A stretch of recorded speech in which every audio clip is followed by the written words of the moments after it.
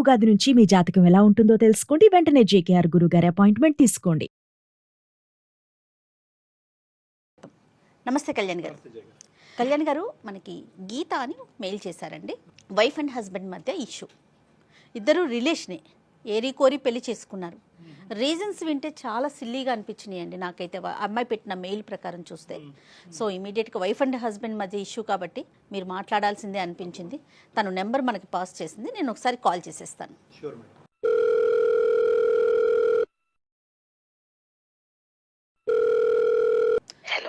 Hello గీత అమ్మా? అవునండి, ఎవరు? నేను జయానండి, అందమైన జీవితం ప్రోగ్రాం నుంచి కాల్ చేస్తా ఉన్నాను. నమస్తే అమ్మా. నమస్తే అండి. సో నాతో పాటు డాక్టర్ కళ్యాణ్ గారు ఉన్నారు, మీరు మాట్లాడటానికి వీలుగా ఉన్నారా? ఓకే మ్యామ్, మాట్లాడతాను. ఒక్కసారి మాట్లాడండి. డాక్టర్ గారు ఉన్నారు, మీ సమస్య ఏంటో క్లియర్గా చెప్పండి అమ్మా. నమస్తే. నమస్తే గీత. నమస్తే డాక్టర్ గారు. చెప్పమ్మా. సార్, నాకు పెళ్ళై 1.5 year అవుతుంది. నేను మా మేనమామ కొడుకు మా బావ విజయ్ని పెళ్లి చేసుకున్నాను సార్. నేను బావ చిన్నగా ఉన్నప్పుడే మా మామయ్యకి అండ్ మా అమ్మ వాళ్ళకి ఒక ప్రాపర్టీ విషయంలో చాలా గొడవలే అయ్యాయి సార్. సార్, అంటే అది అమ్మ వాళ్ళు మావయ్యను అండ్ మావయ్య వాళ్ళ అమ్మను చాలా మాటలు అనుకున్నారు. ఈ ప్రాపర్టీ విషయంలో పెద్ద మనుషులు కూడా మాట్లాడారు, కానీ అది మాత్రం తేలలేదు అప్పుడు. అండ్ వీళ్ళ ప్రాపర్టీ విషయం కోసం పోలీసులు, స్టేషన్లు, కాంప్రమైజ్లు అని చాలానే జరిగాయి సార్ ఈ మధ్యలో. అప్పటి నుండి ఇంకా గొడవలు ఎక్కువ అవ్వడం, కోర్టుల వరకు వెళ్ళడం, ఇలా అంతా జరిగింది సార్. ఆఖరికి ఆ ప్రాపర్టీ కూడా మా అమ్మ వాళ్ళకే వచ్చింది. ఆ ప్రాపర్టీ కూడా మా అమ్మ నాన్నలు మా బావకి కట్నం కింద రాసి ఇచ్చేశారు మా పెళ్ళయిన తర్వాత. 15 సంవత్సరాల నుండి అమ్మ వాళ్ళకి మావయ్య వాళ్ళకి మధ్యలో మాటలు అవి ఏమీ లేవు సార్. పెళ్లి చేసుకున్న తర్వాత నుండి 1.5 year నుండి చూస్తున్నా, బట్ కలవట్లేదు, మాట్లాడడం లేదు. ఏదో ఒక బొమ్మని చూసినట్టు, ఏదో ఒక వస్తువుని చూసినట్టు చూస్తున్నారు తప్ప అసలు పట్టించుకోవడం కూడా లేదు. కానీ విజయే వెంటబడి నిన్ను చేసుకున్నాడమ్మా?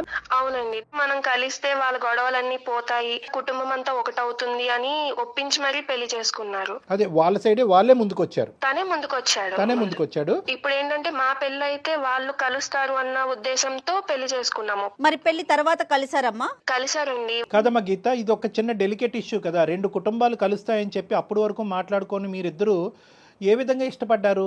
అంటే నీకంటూ ఒక ఒపీనియన్ ఉంటుంది కదా, అంటే చాలా గొడవలు వేస్తాయి, పోలీస్ స్టేషన్లు, కోర్టుల వరకు, అవమానాల వరకు వెళ్ళుంటాయి కదా. మరి అవన్నీ పక్కన పెట్టేసి ఈ రాత్రి మర్చిపోయి పెళ్లిపేటల మీద కూర్చుని పెళ్లి చేసుకునేంత ఈజీయా అది? నాకు మా బావ విజయ్ అంటే నాకు చాలా ఇష్టం సార్. నేను పెళ్లి చేసుకుంటే బావని చేసుకుంటా అనుకునేదాన్ని.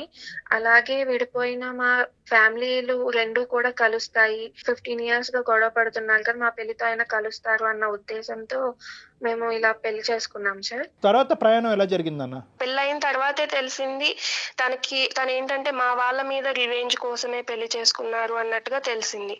అదే ఏంటి ఇలా ఏంటి అని అడిగితే, అవును నేను రివెంజ్ కోసమే చేసుకున్నాను,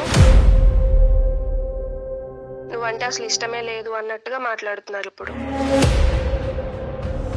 ఏ స్థాయి వరకు గొడవలు అయినాయి? దానివల్ల ఎంత అవమానం విజయ్కి జరిగింది, విజయ్కి కానీ తన కుటుంబానికి? దానివల్ల ఇప్పుడు ప్రతీకారం అనే మాట వస్తుంది.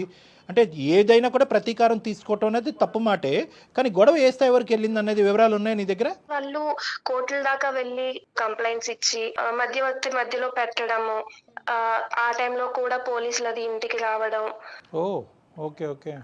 ఇంకా మా అమ్మ వాళ్ళు అనకూడని మాటలు చాలానే అన్నారు మావయ్య వాళ్ళని. అవన్నీ విని తట్టుకోలేక మావయ్య గారికి కూడా పెరాలసిస్ అవి వచ్చాయి. ఈ విపరీతమైన సంఘటనలు జరిగి ఎంతకాలం అయింది? ఇంకా అంత పదిలంగా ఉన్నాయా అబ్బాయి మనసులో? అంటే ఎప్పుడు జరిగింది ఇది? ఒక 10 years బ్యాక్ అయ్యింది సార్ ఇవన్నీ. అంటే తను కూడా ఇంటికి రావడం, ఈ గొడవల్లో ఇన్వాల్వ్ అవ్వడం, అంటే వాళ్ళ డాడీకి ఇలా అయిన తర్వాత కోర్టుల చుట్టూ తను కూడా తిరగడం, ఇలా అంతా జరగడం వల్ల తను ఇంకా బాగా గుర్తు పెట్టుకున్నాడు. అండర్స్టూడ్. అయితే మరి అది ఏ మాత్రం నీకు కొద్దిగా కూడా కించంతు కూడా కనిపించలేదమ్మా? అంటే అతని మనసులో ఇది ఎక్కడన్నా దాగుందేమో అని చెప్పి ఆ థాట్ రాలేదా నీకు? లేదండి, తను మాట్లాడే మాటలు అవన్నీ విన్నాక నాకు ఏమనిపించిందంటే తను ఇంకా మేము కుటుంబాలు కలవాలి అని అనుకున్నారు అన్నట్టుగా అనిపించింది తన మాటలన్నీ ఆలోచించింది. ముందు అంటే కొంచెం బానే ఉన్నాము, ఏంటంటే ఒక 1 month 2 months ఏంటంటే కొంచెం బానే మాట్లాడేవాళ్ళు. అంటే పెళ్ళయిన తర్వాత కొంచెం చుట్టాలు అది ఉంటారు కాబట్టి కొంచెం ఓకే. బానే మాట్లాడారు. బట్ ఏంటంటే తర్వాత ఆయన మొత్తం చేంజ్ అయిపోయారు. అసలు ఎందుకు ఇలా చేస్తున్నారు? అసలు ఏమైంది? అసలు ఏం చెప్పకుండా కొంచెం మారుకుంటూ వచ్చారు. గట్టిగా అడిగేసరికి ఇప్పుడు చెప్తున్నారు ఏంటంటే, "నేను మీ అమ్మ వాళ్ళ మీద రివెంజ్ కోసమే నిన్ను పెళ్లి చేసుకున్నాను తప్ప నాకసలు నువ్వంటే ఇష్టమే లేదు" అని చెప్పి. మీ ఇద్దరి మధ్యన ఎలా ఉందమ్మా రిలేషన్షిప్ ఎలా ఉంది? అంటే ఫిజికల్ భార్యాభర్తల సంబంధం అది ఉందా, అది లేదా? లేదండి. అసలు నన్ను ముట్టుకోవడం లేదు ఆయన. కనిపిస్తే చాలు పక్కకి వెళ్ళిపోతున్నారు. పెళ్ళైనప్పటి నుంచి ఇప్పటి వరకు అసలు మీ ఇద్దరి మధ్యన ఆ ఫిజికల్ ఆస్పెక్ట్ లేదా? లేదండి అస్సలు. దగ్గరికి వెళ్ళినా కూడా నన్ను ముట్టుకోకు, నా దగ్గర నుండి వెళ్ళిపో అని అసహించుకుంటున్నాడు. నాతో కనీసం ఇప్పుడైతే మాట్లాడినా కూడా మాట్లాడడం లేదు సార్. పగ తీర్చుకోవటానికి ఇదంతా ఆడుతున్నటువంటి ఇది అన్నది నీకు ఎప్పుడు అర్థమైంది? నువ్వు బాగా టెన్షన్లో ఉన్నావు. అంటే ఎలా తెలిసింది అంటే ఒక్కొక్క రోజు ఒక్కొక్కలా బిహేవ్ చేస్తున్నారు. నాకు అది. ఫస్ట్ లో అర్థం తను కాలేదు. షాక్ లో ఉందండి. Unpredictable behaviour. చెప్పమ్మా ఫస్ట్ లో చెప్పమ్మా. అర్థం కాలేదు. అసలు ఏం మాట్లాడుతున్నారు, ఏంటి, ఎందుకు ఇలా ఉంటున్నారు అనేది అర్థం కాల. మేబీ చాలా రోజుల తర్వాత కలిశారు కదా పేరెంట్స్ ని, ఏమన్నా కొంచెం గుర్తొచ్చాయా ఏంటి అన్న ఒపీనియన్ లో నేను ఉన్నాను. కానీ ఆయన మొత్తానికి దీని మీదే ఇదే గుర్తు పెట్టుకుని పెళ్లి చేసుకున్నారు అన్న విషయం నేను అసలు తెలుసుకోలేకపోయా. రోజు రోజుకి కొంచెం గొడవలు అవ్వడం వల్ల అది కొంచెం తెలుస్తుంది. అసలు ఎందుకు ఇలా ఉంటున్నారు ఏంటి అని అడగడం వల్ల కొంచెంగా చెప్తున్నారు ఆయన, నేను ఎలాగే ఇందుకోసమే చేసుకున్నాను, మీ వాళ్ళ మీద రివెంజ్ తీసుకోవడం మావయ్య కోసమే. అత్తయ్య ఎలా ఉన్నారు గీత? వాళ్ళు నీతో ఎలా ఉంటారు? వాళ్ళు మొత్తం నాకే సపోర్ట్ చేస్తున్నారండి. వాళ్ళ మనసులో ఏం బాధ లేదమ్మా? గతం జరిగినటువంటి గొడవలు ఆ బాధ ఇప్పుడు మీ ఆయన పెట్టుకున్నంత ఇదిగా వాళ్ళు పెట్టుకోలేదా? లేదండి. వాళ్ళు ఏంటంటే కలిసిన తర్వాత వాళ్ళు మా అమ్మ వాళ్ళు అత్తయ్య వాళ్ళ ఇంటికి రావడం, అత్తయ్య వాళ్ళు మా అమ్మ వాళ్ళ ఇంటికి వెళ్ళడం అంతా బానే ఉంది. వాళ్ళు కూడా నాకే సపోర్ట్ చేస్తున్నారు. సరే ఇప్పుడు ఏమంటాడు అంటే ఇంతేనా జీవిత ప్రయాణం ఇంతేనా? అంటే నువ్వు అలా సఫర్ అవుతూనే ఉండాలి, అతని దగ్గర నుంచి ఎటువంటి support, emotional bond, physical relationship ఏది ఉండదు, ఇలా ఎండగట్టినట్టు ఇలా బతకాలా జీవితాంతం? అదేనా అతని ఉద్దేశం? అవునండి. నేను ఆల్రెడీ అప్పటికే అడిగాను, నీకు ఇదే ఉద్దేశం ఉంటే ఇప్పటి వరకు బాధ పెట్టింది సరిపోదా అని చెప్పి కూడా అడిగా. లేదు, నువ్వు జీవితాంతం ఇలాగా బాధపడుతూనే ఉండాలి, నీ బాధను చూసి మీ తల్లిదండ్రులు కూడా బాధపడుతూనే ఉండాలి అన్నట్టుగా అంటున్నారు. సో బావా నువ్వు ఈ పెళ్ళి అనేటటువంటి కారణం నిమిత్తం మీరిద్దరు మళ్ళీ మాట్లాడుకోవటం అనేది ఆల్మోస్ట్ 1.5 year అంటే 8 years తర్వాతే మాట్లాడుకోవటం మీరు దగ్గర. అలా ఏం కాదు. ఒక 1 year గా ప్రేమించుకుని పెళ్లి చేసుకున్నాము. పెళ్లి చేసుకున్నాక 1.5 year అయింది ఇప్పుడు. నేనేమనుకున్నానంటే ఇంతగా డైరెక్ట్గా రారా అని చెప్పి వెంటబడి పెళ్లి పెట్టిన మీద డైరెక్ట్ కూర్చున్నారు అనుకున్నా. కాదు, 1 year జర్నీ చేశాడు. 1 year జర్నీ చేసిన తర్వాత అంటే కూడా తను ప్లాన్డ్ గానే ముందుకెళ్ళాడు. ముందుగానే అనుకున్నాడు ఇట్లా చెయ్యాలి ఇది. సినిమాల్లో చూస్తుంది అట్లానే ఉంది కదండి. కదమ్మా. ఇప్పుడు నువ్వు మాకు ఈ మెయిల్ పంపించడానికి కారణం ఏంటి తల్లి? అంటే ఏ విధంగా మేము అంటే అడ్రస్ చేయగలం అన్నదా? అంటే నువ్వు ఒకప్పుడు అతను ఒప్పుకుంటే ఏంటి, ఒప్పుకోకపోతేనేంటి, 2 సైడ్లు ఓకేనా నీకు?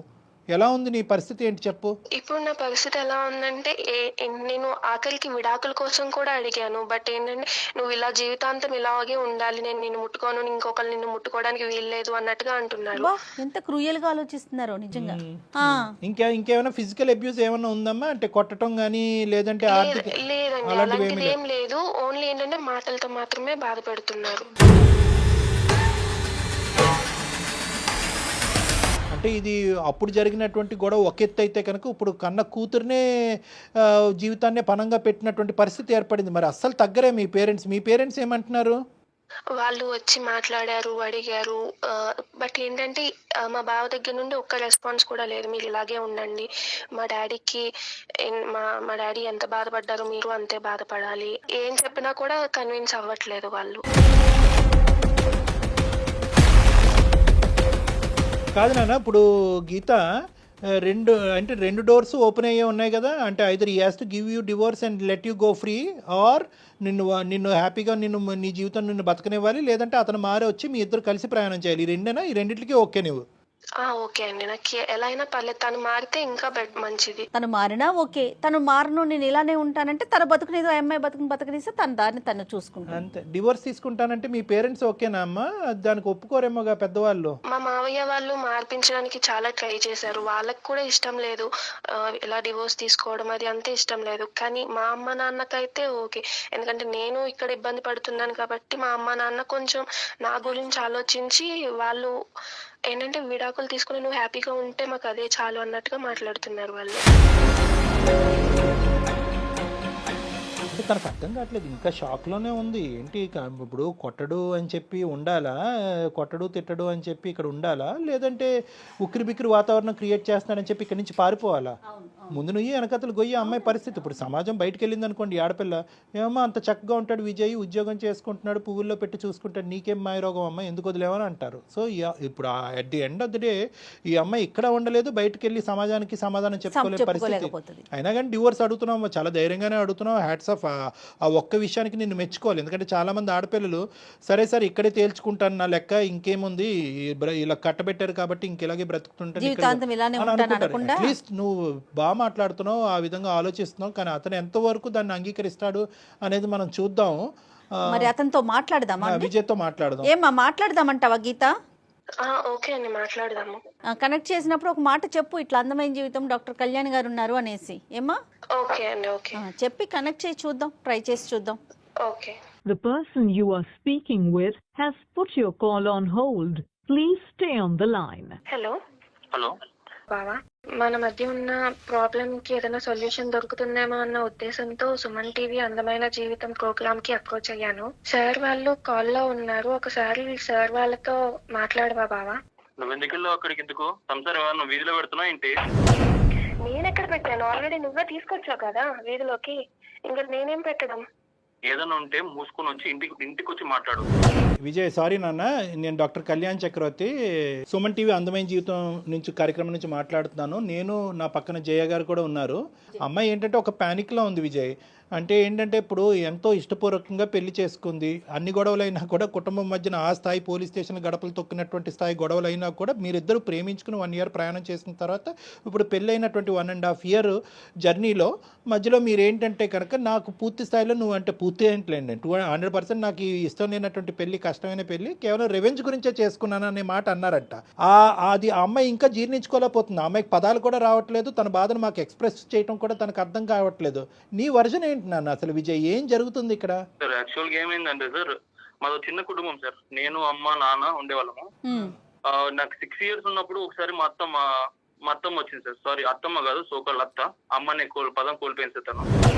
తను వచ్చి ఒక రోజు మా నాన్న పేరు ఉన్న ల్యాండ్ మొత్తం కావాలని అన్నరాని మాట్లాడి అనింది సార్. తను నా నోట్తో చెప్పలేను సార్, అలాంటి బూతులు మాట్లాడింది సార్.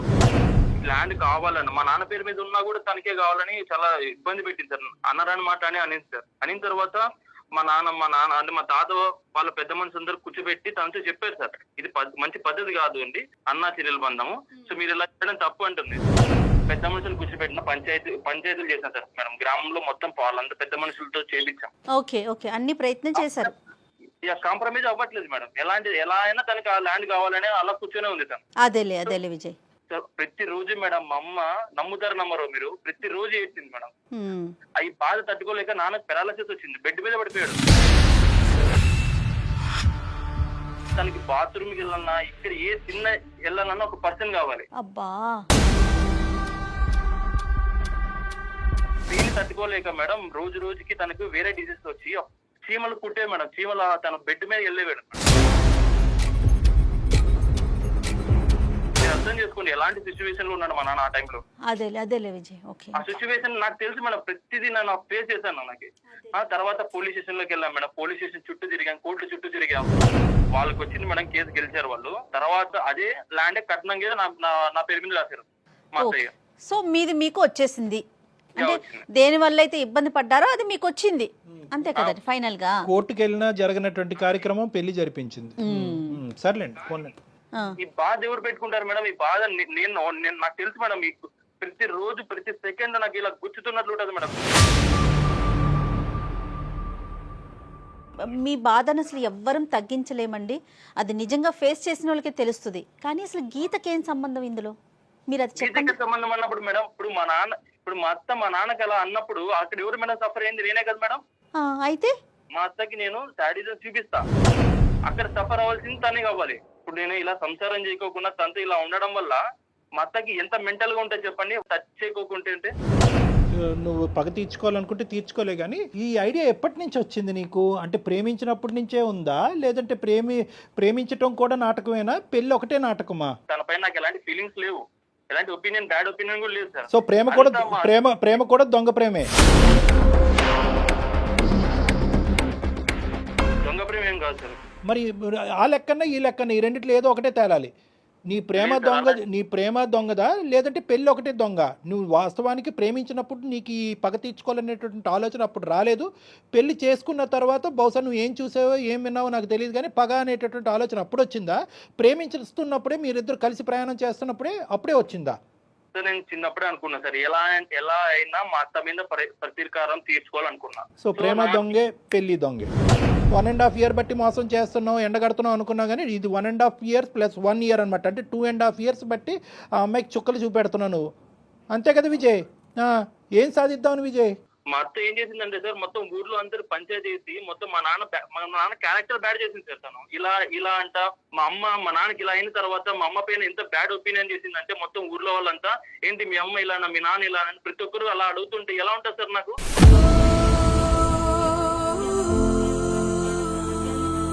మా అత్త ఎలాగైనా మా నాన్నకు, మా అమ్మకు, నాకు క్షమాపణ చెప్పాలి. క్షమాపణ ఇన్ ద సెన్స్, తను మా ఇంటికి వచ్చి మా రిలేటివ్స్ అందరి ముందర నా కాలు, మా అమ్మ మా నాన్న కాలు పట్టుకొని ముక్కుకు నేలకు రాసిన తర్వాత నెక్స్ట్ సెకండ్ డే నేను సంసారం చేస్తాను. ఇంకేమైనా ఉన్నాయి లిస్ట్ లో? ఉన్నాయి సార్, చాలా ఉన్నాయి సార్. ఏ పెళ్లికి ముందు ఈ లిస్ట్ అడగలేకపోయావా? ఇక్కడ రెండు ఆస్పెక్ట్స్ మనం చూసుకుందాం అన్న విజయ్. ఒక్క 2 నిమిషాలు నా వయసుకు కానీ నా అనుభవానికి కానీ గౌరవిస్తూ ఒక 2 నిమిషాలు విను.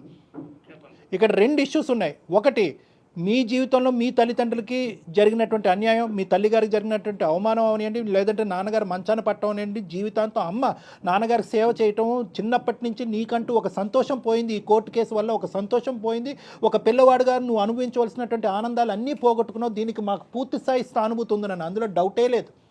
ఎందుకంటే కనుక ఇప్పుడు ఆ రోజులు నాకు తెలుసు. ఇప్పుడు ముక్కు నెలకు రాస్తుందో తల చెట్టుకు రాస్తుందో అదంతా నాకు తెలియదు, కానీ నువ్వు పోగొట్టుకున్నటువంటి రోజులు మీ అత్త జీవితంలో తీసుకురాలేదు. అదేవిధంగా ఇక్కడ నువ్వు గుర్తుపెట్టుకోవాల్సింది ఏంటంటే, గీత ఇప్పటికీ కూడా తను కూడా అప్పుడు చిన్నపిల్లే, బహుశా నీకంటే ఇంకా చాలా చిన్నపిల్ల. ఆ అమ్మాయి కూడా అనుభవాలు చూసింది. మీ అత్త ఒక 2 మాటలు అంటే కనుక మీ నాన్న ఒక 3 మాటలు అని ఉంటారు. ఆ గొడవలు రోడ్డుని ఎక్కినాయి, పంచాయతీలు జరిగినాయి, ఆవిడ ప్రాపర్టీకి ఆస్తిపడింది. సరే, ప్రాపర్టీకి ఆవిడ ఎందుకు ఆస్తిపడింది, దాని పూర్వపరాలు ఏంటనేది ఈరోజు ప్రస్తావన కాదు.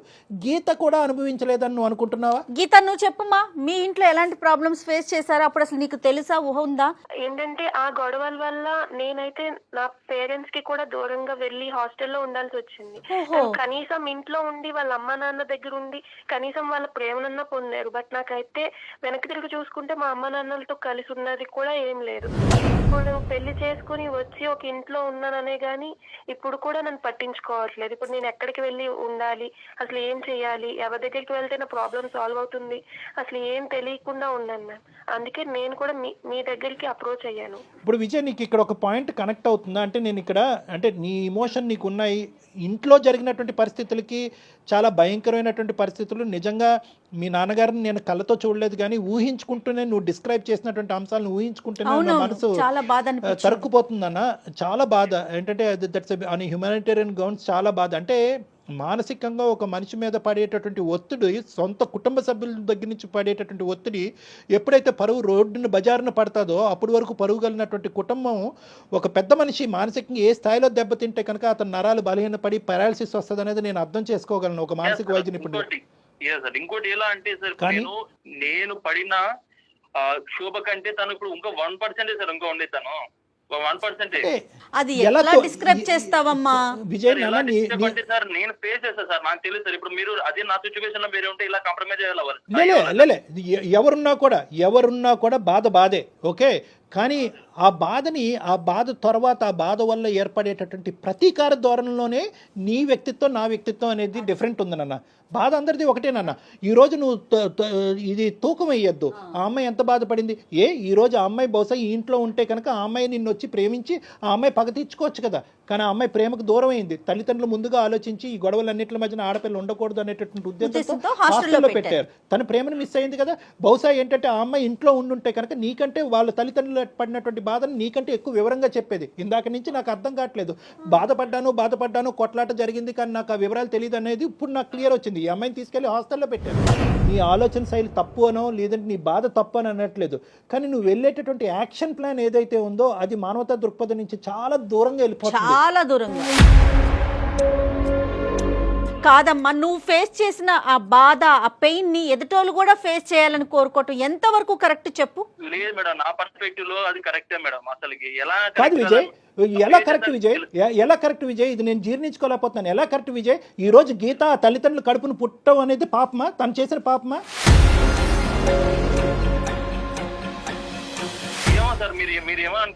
అలా కాదు నాన్న, ఇది వాళ్ళ తల్లి ఒక న్యాయబద్ధమైనటువంటి పోరాటం చేయటం వల్లే కదా కోర్టు ఆస్తి తీసుకెళ్లి మీ అత్తగారికి ఇచ్చింది. అయితే కనుక ఆ అత్తగారు ఈ ఆస్తి నాదే అని చెప్పి చంకన పెట్టుకోలే కదా. మీరిద్దరు ప్రేమించుకున్నారు కాబట్టి మీ చావు మీరు చావండి అని అనలే కదా. అదే కట్నంగా నీకు ఇచ్చిందిగా. సార్ ఇప్పుడు ఇచ్చింది సార్. కాదు సార్, ఇప్పుడు అదంతా ఆ ప్రాబ్లమ్స్ అన్ని ఫేస్ చేసిన తర్వాత కూతుర్ని ఇచ్చేసి ఆ ప్రాబ్లమ్స్ మర్చిపోండి ఎలా మర్చిపోతాం సార్? నువ్వు మర్చిపోగలవా లేదా అనేటటువంటి కాన్సెప్ట్ కాదు నేను అనట్లేదు.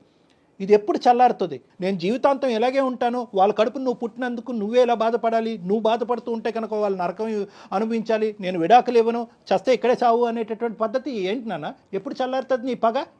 అసలు నీ పగ అనేటటువంటి దానికి మీనింగ్ ఉందా? మా నాన్న బైక్ ఎక్కి నేను ఇది ప్రపంచం చూశాను సార్. అదే మా నాన్నని బెడ్ మీద చేసిన తర్వాత నాకు జీవితం ఏదో నేర్పించింది. నువ్వు ప్రతిసారి నేను ఒక మ్యారేజ్ అనేటటువంటి కాన్సెప్ట్ గురించి మాట్లాడుతుంటే గీత ఇందులో ఎలా ఇన్వాల్వ్డ్, గీత పరిస్థితి ఏంటి, గీత ఫ్యూచర్ ఏంటి, నీ పగ ఎప్పుడు చల్లారుతుంది అంటే కనుక నువ్వు వెంటనే మీ తండ్రి గారి దగ్గర తీసుకెళ్తున్నావు. నేనేం మాట్లాడలేను. మీ నాన్నగారి యొక్క పరిస్థితిని ఈరోజు తీసుకొస్తే నేనేం మాట్లాడలేను. ఆ గొడవలు అలా అయినాయి, ఆ మానసిక ఒత్తిడి అతనికి గురయ్యారు, దానికి సానుభూతి చూపెట్టడం తప్ప మీ నాన్నగారి యొక్క పరిస్థితిని నేను మార్చలేను, భగవంతుడు మార్చలేడు, ఎవరు చేయలేరు ఇది. కానీ దానికి ఇలా చిక్కుముడిగా ఒకదానికొకటి కలుపుకుంటూ పోతూ గీత మీద పగ తీర్చుకుంటూ మీ అత్త మీద పగ తీర్చుకుంటూ ఎప్పటికి ఎండ్ అవుతుంది? ఈ ఎండ్ పాయింట్ ఏంటి? నీ కడుపు ఎప్పుడు చల్లారుతుంది? దీనివల్ల ఇంకో కాన్సెప్ట్ కూడా నేను చెప్తున్నాను. నీ టోన్లో కూడా ఎక్కడ నాకు హ్యాపీనెస్ కనిపించట్లేదు నాన్న. నువ్వు పగ తీర్చుకుంటున్నాను అని కాల్ రెగరేస్తున్నావు, కానీ ఎక్కడ నీ టోన్లో కూడా హ్యాపీనెస్ లేదు. నువ్వు సఫర్ అవుతున్నావు. నీ జీవితం ఇటువంటి పెళ్లి జరగాలి, ఒక ప్రేమ లేనటువంటి పెళ్లి చేసుకుంటూ ఆ ప్రేమలో పగే కాన్సెప్ట్గా ముందుకెళ్ళిపోవాలనేది నువ్వు ఎప్పుడన్నా వర్ణించుకున్నావా? ఎప్పుడన్నా అనుకున్నావా? సార్ నా లైఫ్ అయినా పర్లేదు సార్, నాకు లైఫ్ అయినా పర్లేదు, తను మాత్రం అలా అవ్వాల్సిందే సార్. నాకు 100% పెడితే తను 200% మాత్రం సఫర్ అవ్వాలి. అయ్యేంత వరకు నా లైఫ్ ఏమైనా పర్లేదు సార్. నాకు మా అమ్మని సఫర్ అయ్యేలాగా చెయ్యి, నేనేం కాదన్ను. బట్ మధ్యలో నన్నెందుకు లాగుతున్నావు? అసలు నాకు అసలు తెలియని విషయాల్లోకి నన్ను లాగి నన్ను ఇన్వాల్వ్ చేసి చెప్పు అసలు నన్నెందుకు లాగుతున్నావు మధ్యలోకి? నేను ఏం చేశాను అని చెప్పు. నీ పాత్ర కూడా ఉంటది దీంట్లో. ఊరికే నిన్ను ఊరికే పంపించదు, ఏదో చేసే ఉంటది. ఊరికే నేను పంపించింది అనుకుంటున్నావా? నాన్న టార్చర్ చేసేటటువంటిది అయితే కనుక సంవత్సరంన్నర పాటు ఎండగట్టి జీవితాన్ని రోడ్డుకి ఇడిసినప్పుడు తన కొన్న కూతుర్ని ఒకే ఒక కూతురు జీవితాన్ని ఇలా చేసినప్పుడు ఈ పాటికి ఇప్పుడు వరకు చేతులకి ఇలా కట్టుకుని కూర్చుంటది అనుకున్నావా? ఒకదానికి నువ్వే క్రియేట్ చేసుకుంటున్నావు, అల్లుకుంటున్నావు. ఈఎంఐ పాత్ర ఉందంటావేందయ్యా బాబు? అసలు నీకేమైనా కాన్సెప్ట్ ఉందా? నీకేమైనా అర్థం అవుతుంది? ఈఎంఐ పాత్ర ఏంటి? పుట్టెరిగి ఈ అమ్మాయి హాస్టల్లో కూర్చుంది, ఇప్పుడు ఈ అమ్మాయి పగ తీర్చుకుంటుందని అనుకుంటున్నావా? ఏమన్నా డైలీ మాట్లాడతాడు సార్. డైలీ వాళ్ళ అమ్మ ఫోన్ చేస్తుంది, ఫోన్ చేసి ఏదో చెప్తుంటది. ఎక్కడ సావాలి కూతురు? ఎక్కడ సావాలి? తన కడుపు ఇప్పి మాట్లాడుకుని తన కష్టాన్ని చెప్పుకోవటం కూడా పాపమేనా? సార్ వాళ్ళ అమ్మ క్యారెక్టర్ మామూలు కాదు సార్. ఎలా అయినా మమ్మల్ని ఇబ్బంది పెట్టడానికే చూస్తారు వాళ్ళు. సో వాళ్ళు తను అలా చేసే ఉంటది సార్, పక్కా చేసే ఉంటది, చేస్తుంది కూడా. కానీ ఇప్పుడు ఇబ్బంది పెట్టేది మిమ్మల్ని కాదు కదా, మీరే నన్ను ఇబ్బంది పెడుతున్నారు కదా. అదే మా అమ్మ ఏదో చేసేది అయితే కనుక నేను కదా నిన్ను బాధపెట్టాలి. అంతే కదా, కరెక్ట్ కాదు. కాదమ్మా, పెళ్లి చేసుకొని మనం ఇద్దరు పెళ్లి చేసుకున్నాం కదా, ప్రాబ్లమ్స్ కూడా షేర్ చేసుకో. అసలు కనీసం నన్ను చూస్తున్నావా, పట్టించుకుంటున్నావా? దగ్గరికి వస్తే వెళ్ళిపోతున్నావు పక్కకి. నాకు అవసరం లేదు. ఇప్పుడు నీకు రిలేషన్షిప్ అంటే టచింగ్ ఉండాల్సిందే ఏంది? నేను టచింగ్ అన్నట్లా ఈ కనీసం మంచి మాటలు మాట్లాడాలి కాదు కదా, విజయ్. కనీసం రెస్పాండ్ అవ్వాలి ఇది కదా. నేను ఏం నాగరికంలో చెప్తున్నాను? మాట్లాడే మాటలు కాదు విజయ్. టచ్ కావాలి అనేటటువంటి కోరుకోవటం తప్ప ఒక ఆడపిల్ల భర్త దగ్గర నుంచి తప్ప విజయ్. నీ డెఫినేషన్ ఏంటి? రిలేషన్షిప్ ఒక భాగం అంతే సార్, కానీ అదే కావాలనేది తప్పు ఏ కదా సార్. అదే కావాలని ఎక్కడుంది? మరీ మాట్లాడకు విజయ్. అర్థం పద్ధం లేకుండా అమ్మాయి పరువు తీసే ప్రయత్నం చేయొద్దు. నేను ఫేస్ చేస్తున్న ప్రాబ్లం తను షేర్ చేసుకోవాలా లేదా? విజయ్ అది ప్రాబ్లం అని నువ్వు అనుకుంటున్నావు, తను అనుకోవట్లేదు. తను ఎందుకు ఇన్వాల్వ్ చేస్తున్నావు అంటోంది. ఇలా ఫేస్ అవుతున్నా కదా, వాళ్ళ అమ్మకి పోయి చెప్పచ్చు కదా, తను ఇలా అయింది మేడం, ఇలా అయిందమ్మా, ఇలా అయింది. విజయ్ ఏమంటున్నాడంటే వెళ్ళి తను కాలు పట్టుకొని వాళ్ళ అమ్మ నాకు చెప్పమను, అయిపోయా వెళ్ళని కూడా. నో, మనం ఇప్పుడు కంక్లూజన్కి వస్తున్నాం. ఒకే పాయింట్ విజయ్. నీ కండిషన్ ఏంటి? నీలో ఒకటైతే నాకు బాగా అర్థమైంది. ఇప్పటికీ కూడా ఈ అమ్మాయి అంటే కొద్దిపాటి ప్రేమ ఉంది నీకు. ప్రేమ లేదు అని నేను అనుకోవట్లే. లేదంటే కనుక ఇంత 2.5 years పాటు నువ్వు కపట నాటకం ఆడే అంత కెపాసిటీ నీకు లేదు. కానీ ఎంతో కొంత ప్రేమ ఉంది. కానీ ఇప్పుడు ఏంటంటే కనుక ఇప్పుడు ఈ పెళ్ళికి వాళ్ళ అమ్మాయి యొక్క అమ్మ ముందుకు వచ్చి చెప్పేటటువంటి క్షమాపణకి ముడిపెట్టావు, అంతే కదా? అంతే సార్. నీ కండిషన్స్ ఏంటి? మీరిద్దరూ హ్యాపీగా ఉండాలంటే నీ కండిషన్స్ ఏంటో ఒకటిసారి నాకు చెప్పు. ఇప్పుడు మా అత్త మా మామ ఇద్దరు వచ్చి మా బంధువులు మా రిలేటివ్స్ అందరి ముందర మా ఇంటి దగ్గరకు వచ్చి నా కాళ్ళు, మా అమ్మ కాళ్ళు, మా నాన్న కాళ్ళు పట్టుకొని క్షమాపణ చెప్పి ముక్కు నేలకు రాసిన మొదటి నెక్స్ట్ క్షణమే నేను తనతో కాపురం చేస్తాను. ఇది నా కంక్లూజన్ సార్. ఇది చేసిన తర్వాత నేను తనతో హ్యాపీగా ఉంటా, గీతతో. నువ్వు హ్యాపీగానే ఉంటావు, గీత హ్యాపీగా ఉంటుందా నీతో? వాళ్ళ తల్లిదండ్రుల చేత ఇవన్నీ చేపించేది అంటే ఇండైరెక్ట్గా ఈ మంత్రం వేసినా ఆ మంత్రం వేసినా ఒకేలాగా ఉంది ఇక్కడ పద్ధతి. ఇప్పుడు ఏంటంటే ఇప్పుడు నువ్వు ముందుకు రావట్లేదు, రేపొద్దున గీత వాళ్ళ తల్లిదండ్రులు చేసి నానా చాకరీ చేపిస్తుంది. ఇప్పుడు ఆ అమ్మాయి ఏమంటుంది కాన్సెప్ట్? ఆ అమ్మాయి ఇప్పుడు నీ కండిషన్ నువ్వు చెప్పే, ఆ అమ్మాయి కండిషన్ కూడా చెప్తాను విను.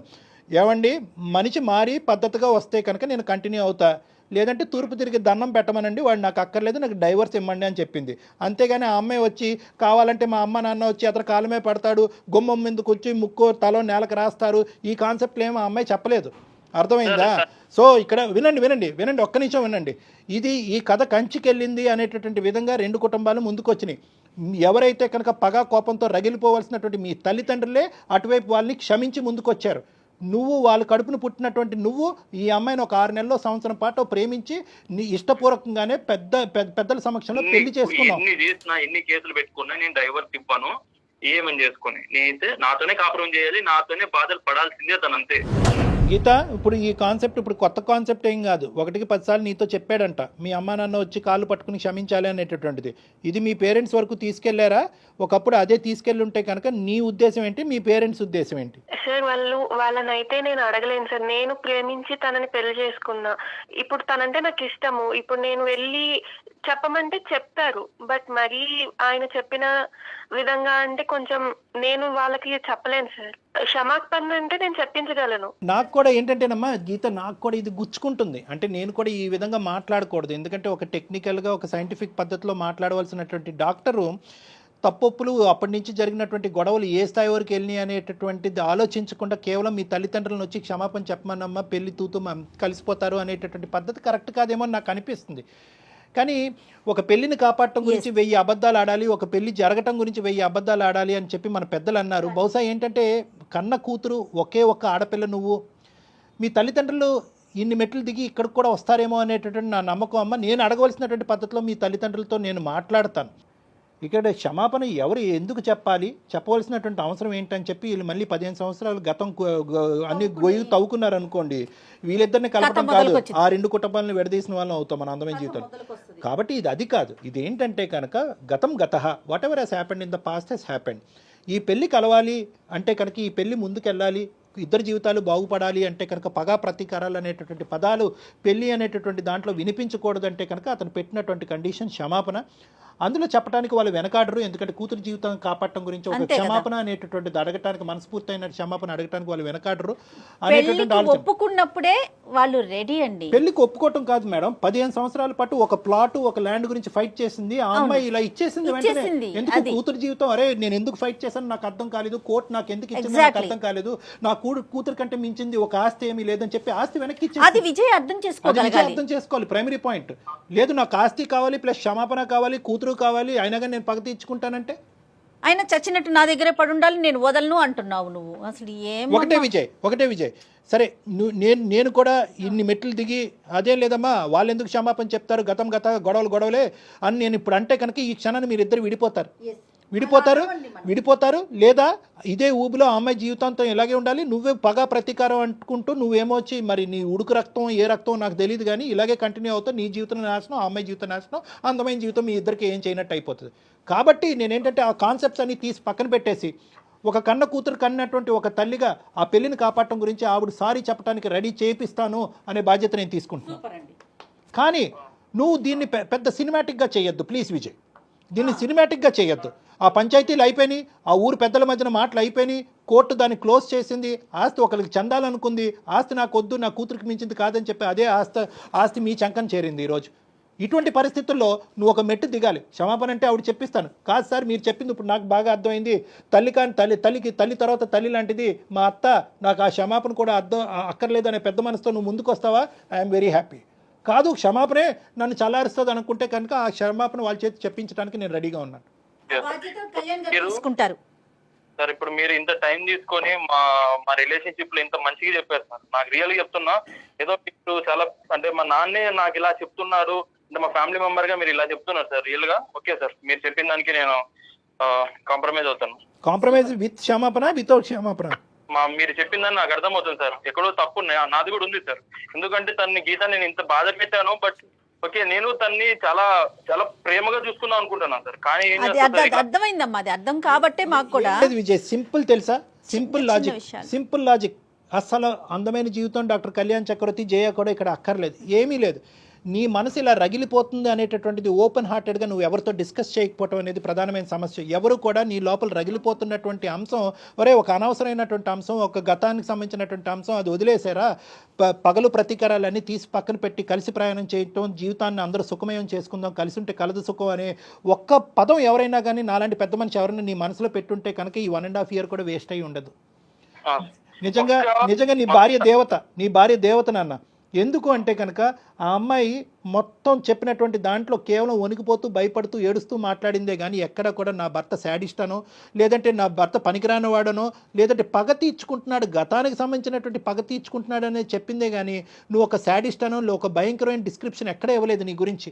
ఓపిక పట్టింది, వాళ్ళ తల్లికి చెప్పిందే కానీ ఎక్కడ కూడా ఈ గొడవలు పెరిగేటటువంటి విధంగా వాళ్ళ తల్లి వచ్చి మీ జీవితాల్లో ఇన్వాల్వ్ అవ్వకుండా అక్కడ కూడా జాగ్రత్త పడింది. అన్ని విధాలుగా జాగ్రత్త పడినటువంటి ఒక గొప్ప స్త్రీ నన్న నీ భార్య, అది ఎప్పటికీ నువ్వు అర్థం చేసుకోవాలి. అవును సార్, డెఫినెట్ గా నేను యాక్సెప్ట్ చేస్తాను సార్ దీన్ని. కానీ వాళ్ళతో ఒక్కసారి చెప్పాను సార్, మా ఫ్యామిలీ వాళ్ళకి అంతే, మా అమ్మకి మా నాన్నకి మా అత్త ఒక్కసారి చెప్పానండి.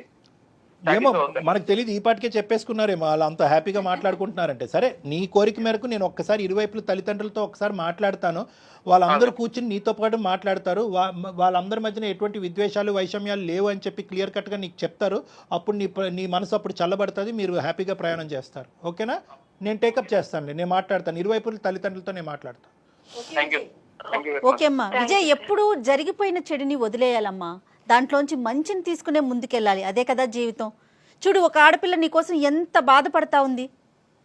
దయచేసి ఆలోచించి ఒక్కసారి మనం కౌన్సిలింగ్లో కూర్చుందాం. నువ్వు, మీ పేరెంట్స్, అట్లానే మన గీత వాళ్ళ పేరెంట్స్ అందరూ కలిసి ఒక్క సెషన్ ఒక్కసారి కళ్యాణ్ గారిని మీట్ అవ్వండి, దాని తర్వాత మనం ముందుకెళ్దాం. ఏమా రైట్ విజయ్?